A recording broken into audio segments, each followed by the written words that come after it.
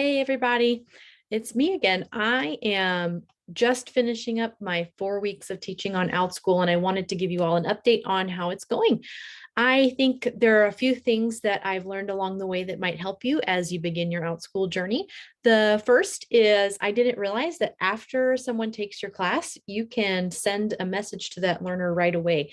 And you really should, because it helps the teacher know that you were engaging with that student, you remember their student, and you enjoyed having their student there. So for example, if I have one student in my time class, as soon as the class is over, I'll click on the learner's name and I'll immediately send a message. It was so great having this learner in class today. And I'll say something about how they did in class. And that really helps to build up a rapport with the parents and the learners and to keep them coming back to your classes. The second thing is that there are so many Facebook groups where you can advertise your classes. Make sure you look at the rules, whether it's an official Outschool group or an unofficial group. There's discount pages that you can make coupons for on your Outschool profile and then post those discounts on the Facebook pages. It really, really helps. And the last thing that maybe the most important is to have your energy in class and in your videos that you post for your class listings match the energy of the ages that you're teaching. So right now, most of my classes that I'm listing are for ages 4 to 8. So when I teach the class and when I make a video of myself for that particular class for those ages, I up my energy. Hi, I'm Miss Anneliese. It's so good to see you. I'm smiling all the time. My face hurts after class. I get close to the camera sometimes. I get far away from the camera when I'm teaching 4 to 8-year-olds. I bring props to class a lot, especially for my telling time class.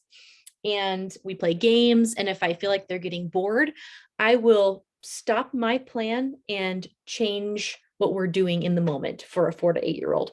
So for example, we're doing a slide presentation, everything's going great, but I can see that they're kind of bored in that moment. Then I'll switch. Let's sing a song, everybody. And then we'll go back to the Canvas slide presentation. We'll always get through the material. But for a 4 to 8-year-old, my energy matches their energy in the moment. And I try to be as engaging as I can from a screen. And if you're teaching obviously 14 to 17-year-olds, that kind of energy won't generally work for them. You want to have a more mature attitude and really want to meet them where they're at. So just things to keep in mind. And just want to give you my stats for the month to keep you updated on how things are going in these first 4 weeks, just so you guys can know what can I maybe expect in my first month of teaching once I get on the platform. So right now I have 8 sections in progress. I have 11 total available classes. Those are not all actually with sections and times scheduled, but they are all listed and they've been approved by Outschool. So if a parent saw a class that's not scheduled and wanted to schedule one with me, they could reach out. And I have a 21% re-enrollment rate, which I'm really happy about. A lot of my time telling classes, I have a one-time class for that.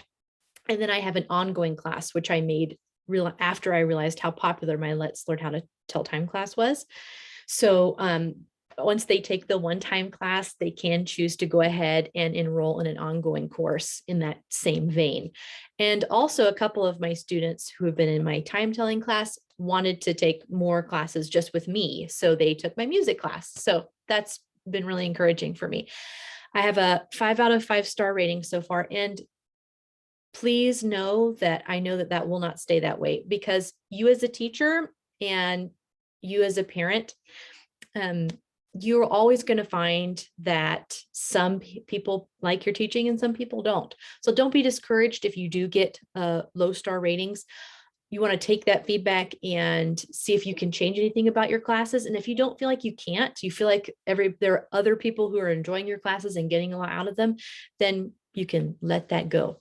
I have 65 followers right now, and I've taught a total of 59 learners. So those are all within half-hour classes. So it's been pretty good so far. And one more thing to keep in mind, and I don't know if this will work for you or not, when you first start on Outschool, you will realize that a lot of teachers are giving very steep discounts to get as many learners as they can in their classrooms. And if that works for you, absolutely, you go for it and try to get as many people noticing you and in your classroom so they can go ahead and take more classes. My philosophy has been more charge what I feel like I'm worth right from the start. So I'm charging a little higher than some other Outschool teachers are, but I'm making sure that the quality of my class matches what I'm charging. So sometimes I only get one learner per class and I still teach it. And I still feel like I'm earning enough to make my time worth it. And I want to make sure I'm giving my learners what they paid for as well. So feel free to post any questions that you have in the comments below. You can also reach out to me over email if you're interested in applying for Outschool, or if you have any other questions about the platform. And if you want to take some classes with me, I have also linked my teacher profile down below.